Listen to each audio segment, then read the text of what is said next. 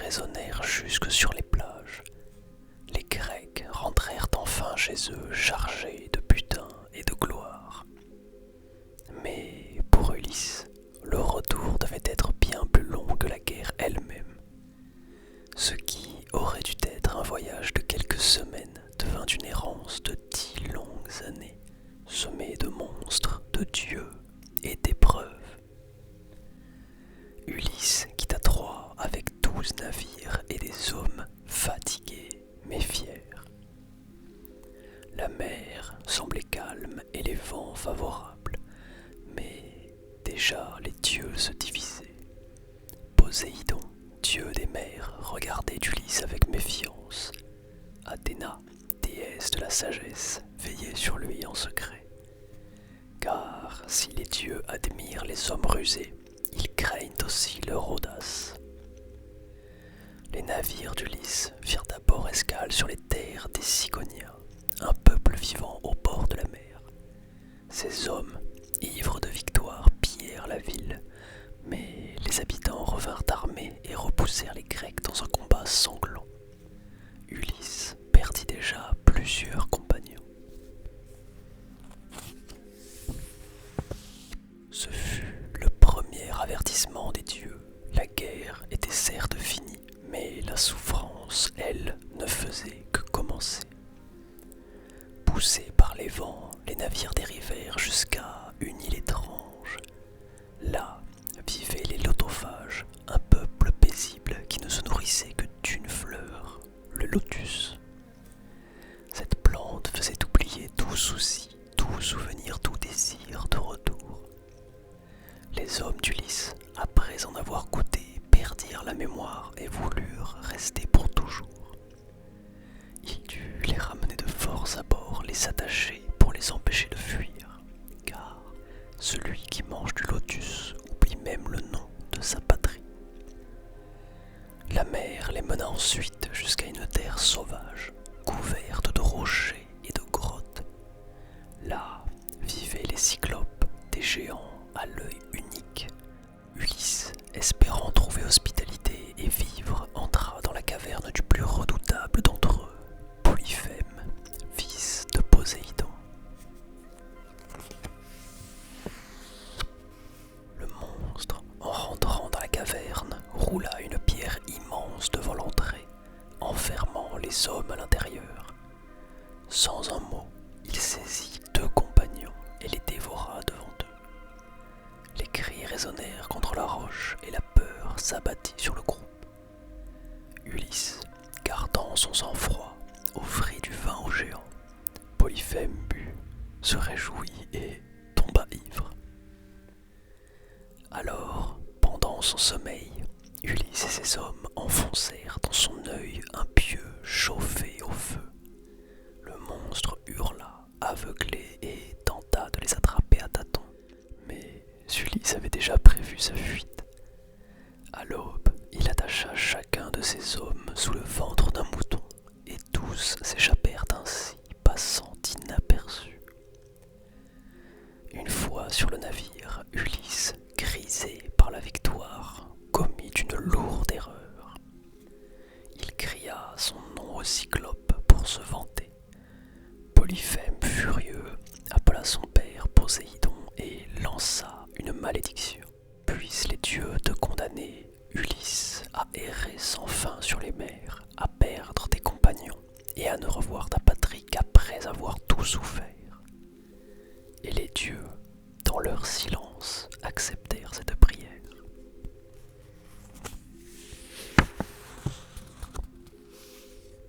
Le voyage reprit. Bientôt, Ulysse arriva chez Éole, le maître des vents.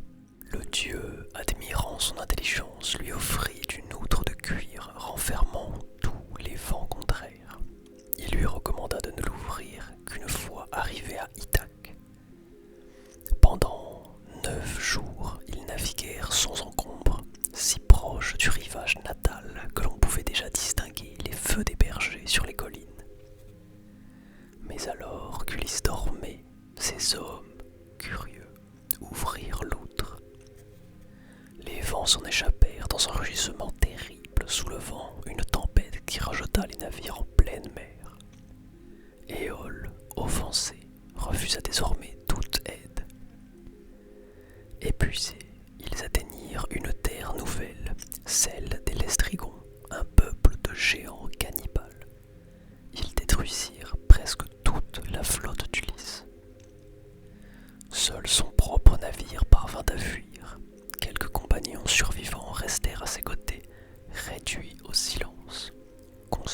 que le voyage n'avait plus rien d'un retour. C'était une lutte pour la survie.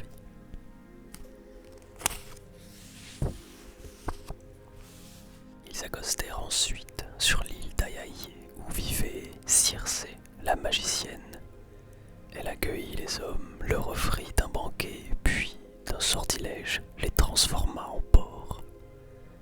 Mais Ulysse, protégé par une herbe magique donnée par Hermès, résista à son pouvoir. Circé, impressionnée par sa force d'âme, rendit leur forme humaine à ses compagnons. Elle devint alors une alliée. Pendant 1 an, ils vécurent sur son île, reposant leur cœur mais surtout leur corps. Le désir de retour finit par reprendre le dessus. Et avant son départ, Circé lui confia une terrible mission. Si tu veux rentrer chez toi, il te faudra d'abord descendre aux enfers pour consulter le devin Tirésias. Alors Ulysse mit le cap vers les confins du monde. La mer se fit sombre, le vent se fit froid et le silence se fit lourd. Ils atteignirent le fleuve de l'ombre, là où les âmes des morts errent sans repos. Ulysse creusa un fossé, versa du sang en offrande et les esprits vinrent à lui.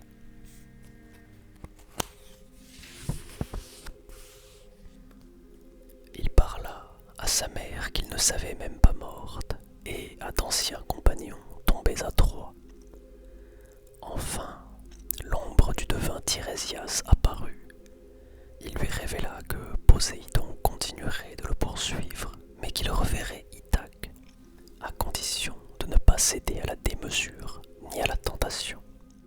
Lorsqu'il quitta les terres sombres des morts, Ulysse sentit le vent du monde des vivants effleurer son visage. Le silence des enfers laissa place au bruit des vagues et aux cris des mouettes. Il savait désormais ce qu'il devait faire, continuer à avancer, résister aux pièges du monde et aux promesses des dieux, jusqu'à revoir Ithaque. Les courants les ramenèrent vers l'île de Circé, où la magicienne les accueillit une dernière fois. Elle leur offrit du vin, du pain, mais surtout des conseils, car la route à venir serait la plus dangereuse de toutes. Elle parla de 3 épreuves, le chant des sirènes, le passage entre Scylla et Charybde, et l'île du soleil où paissaient les troupeaux sacrés d'Hélios. Si Ulysse parvenait à surmonter ces épreuves, alors peut-être retrouverait-il enfin la paix. Le lendemain, les hommes prirent la mer, le vent gonfla les voiles et le navire glissa sur les eaux claires. Quand l'île des sirènes apparut à l'horizon, un silence étrange s'abattit sur l'équipage. Circé les avait prévenus, nul ne pouvait entendre leur chant sans perdre la raison. Ulysse se souvint de ces paroles, il prit de la cire et en boucha les oreilles de ses compagnons. Quant à lui, curieux, il voulut entendre ces voix interdites et se fit attacher solidement au mât. Il ordonna qu'on ne le détache sous aucun prétexte, même s'il suppliait. Le navire s'approcha de la côte, alors le chant s'éleva. C'était une mélodie douce, mais terrifiante, une promesse de vérité et de repos. Les sirènes appelaient son nom, lui promettant de tout lui révéler, les secrets des dieux, les mystères de la mer, les destins des héros.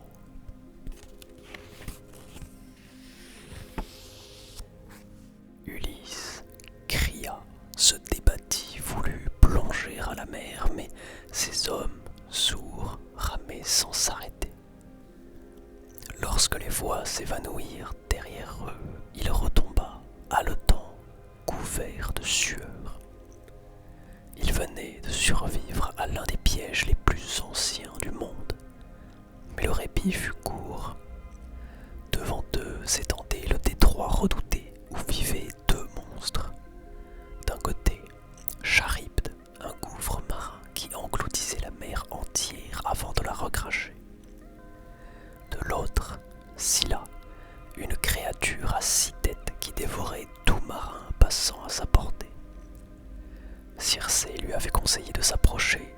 approcher de Scylla.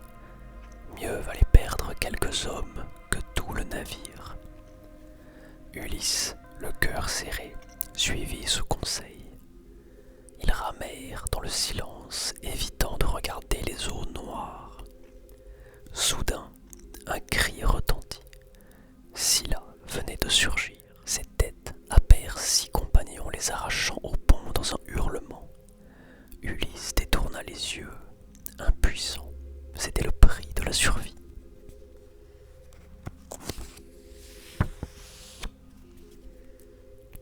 Ils continuèrent leur route, accablés. Au loin se dessinait une île paisible, baignée de lumière. C'était l'île d'Hélios, le dieu du soleil. Des troupeaux sacrés y paissaient en liberté, intouchables. Tirésias et Circé l'avaient tous deux averti. Si les hommes touchaient à ces bêtes, leur perte serait certaine. Ulysse fit jurer à ses compagnons de ne pas y toucher, mais la tempête éclata. Le vent brisa les voiles et ils restèrent prisonniers sur l'île plusieurs semaines. Les vivres vinrent à manquer, la faim devint insupportable. Pendant qu'Ulysse dormait, ces hommes désespérés égorgèrent quelques bœufs sacrés. Lorsqu'ils reprirent la mer, la punition tomba. Zeus, en colère, lança la foudre sur le navire. La mer s'ouvrit, les bois se brisa, et tous furent engloutis. Seul Ulysse survécut. Accroché à un débris, il dériva 9 jours, ballotté par les vagues, jusqu'à ce qu'il échoue sur les rivages de l'île d'Ogygie.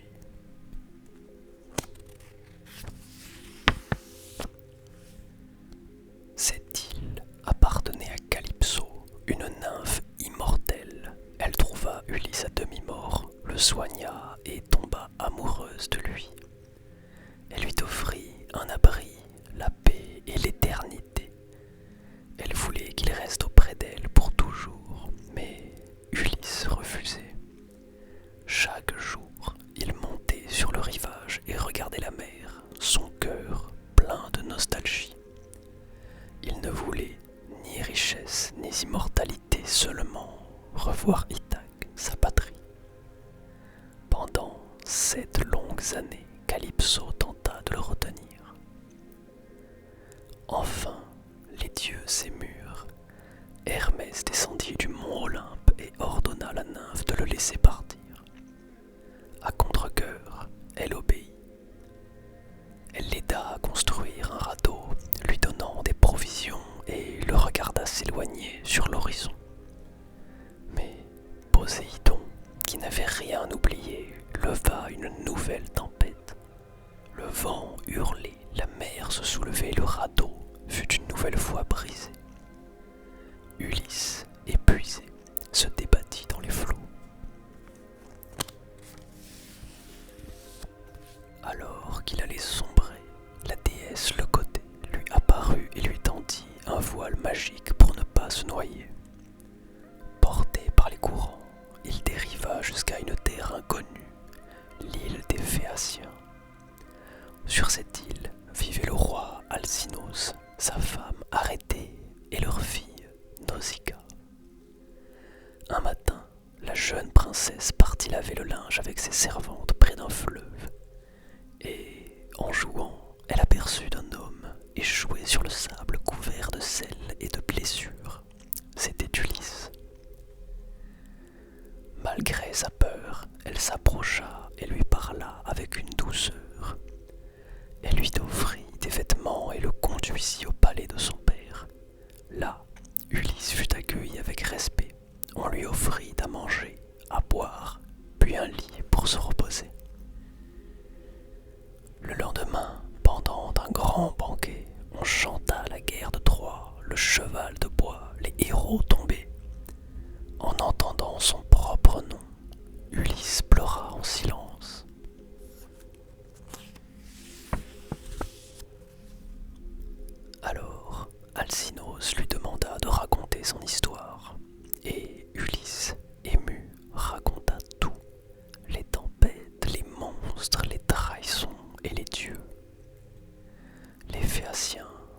Persée décidèrent de le ramener enfin chez lui. Le soir même, un navire fut préparé. On y chargea des vivres et des présents. Ulysse monta à bord, remercia ses hôtes et s'endormit dès que la mer s'ouvrit devant eux.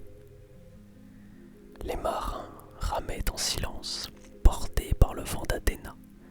Lorsque l'aube se leva, ils déposèrent Ulysse, endormi sur le rivage d'Ithaque. Ils le laissèrent là, le recouvrirent d'un manteau et repartirent sans bruit. Quand il ouvrit les yeux, Ulysse reconnut la terre de son enfance, mais son cœur se serra. 20 ans avaient passé, tout avait changé. Il était enfin rentré, mais son épreuve n'était pas terminée. Alors qu'il observait les environs, une silhouette apparut dans la brume. Athéna, la déesse de la sagesse, sa protectrice depuis toujours, descendait des cieux pour l'accueillir. Sous les traits d'un jeune berger, elle s'approcha et lui révéla la vérité.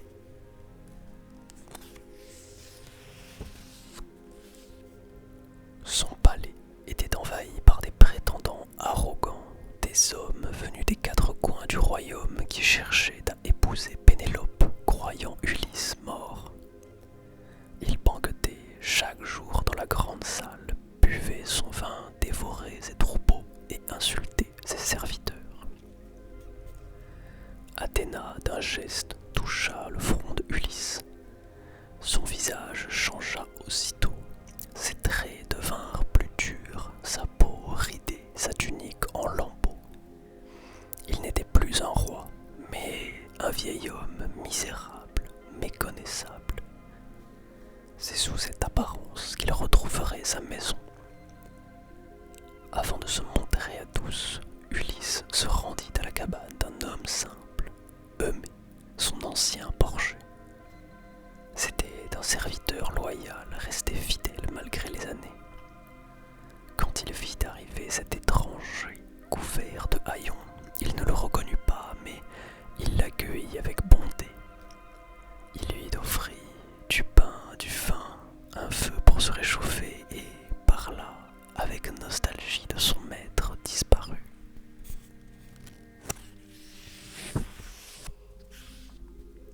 Ulysse, ému, l'écouta sans rien dire. Il sentit à quel point la fidélité de cet homme contrastait avec l'ingratitude des puissants. Athéna lui promit alors que bientôt il reverrait son fils. Et en effet, peu après, Télémaque revint d'un long voyage. Le jeune homme avait parcouru la Grèce pour chercher des nouvelles de son père. Athéna le guida jusqu'à la cabane d'Eumée. Là, dans la lumière du soir, père et fils se retrouvèrent. Ulysse révéla sa véritable identité et Télémaque, d'abord incrédule, tomba à genoux avant de le serrer dans ses bras. Les années de solitude s'effacèrent dans une étreinte silencieuse.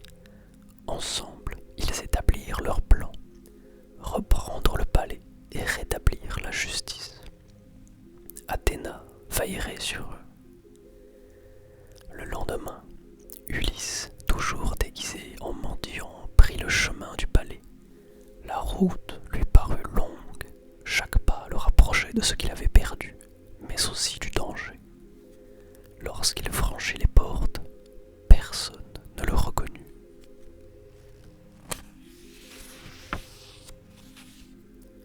Les prétendants étaient là, attablés, bruyants et arrogants. Ils riaient, buvaient et se moquaient du vieil homme qui venait quémander quelques miettes. Ulysse supporta les insultes sans répondre. Il observa, écouta et grava chaque visage dans sa mémoire. Certains serviteurs, eux, se souvenaient encore de leur maître disparu. Ils l'aidèrent en secret, comprenant que quelque chose se préparait. Dans un coin de la salle, Pénélope observait la scène. Son cœur battait plus vite. Ce mendiant lui semblait différent. Elle ne savait pas vraiment pourquoi, mais dans dans son regard, elle sentit une présence familière, un écho du passé. Les jours suivants, Pénélope continua à repousser les prétendants. Depuis des années, elle leur avait imposé un stratagème. Elle tissait le jour un linceul pour le père d'Ulysse, et la nuit, elle défaisait son travail pour retarder le moment du choix. Mais les prétendants avaient découvert sa ruse et la pressaient de décider.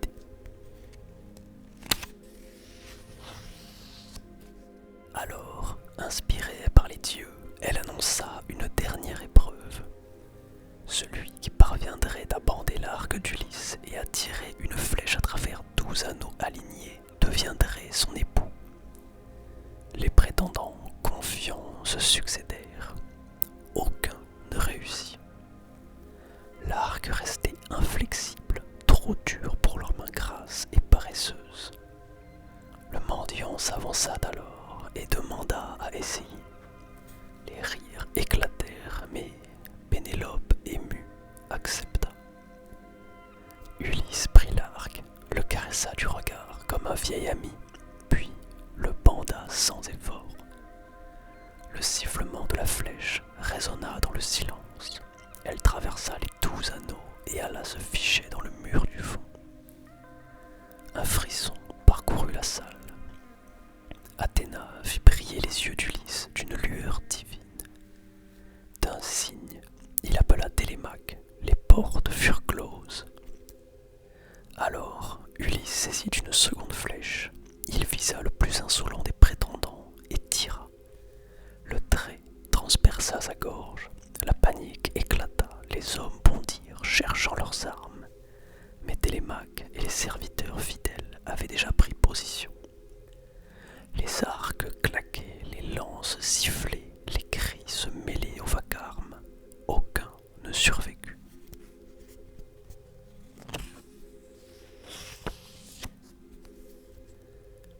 Quand le silence retomba, la grande salle était jonchée de corps. Ulysse, haletant, posa son arc et s'assit au milieu des décombres. Le royaume était purifié, mais son cœur restait lourd.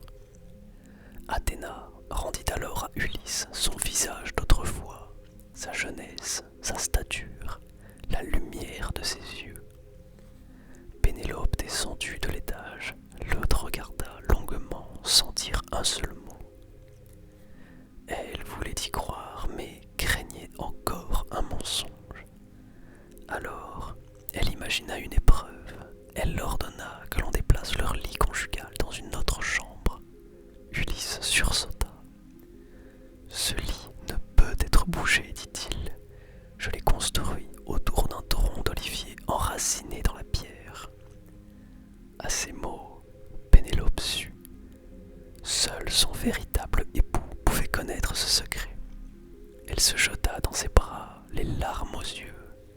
Ils restèrent enlacés longtemps, tandis que le vent du soir soufflait doucement à travers le palais. Cette nuit-là, Ulysse raconta ses aventures, les monstres, les dieux, la mer, la mort et les mirages.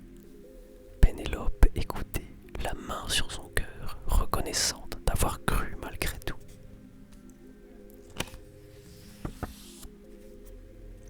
Le lendemain, Ulysse partit retrouver son vieux père, retiré à la campagne. Quand celui-ci le vit, il crut à un rêve, mais en entendant sa voix, il comprit que son fils était vraiment revenu. Ils se serrèrent l'un contre l'autre, pleurant de joie. Les habitants d'Ithaque, apprenant la mort des prétendants, se soulevèrent, mais Athéna apparut dans le ciel, brillante comme l'éclair. Elle ordonna la paix.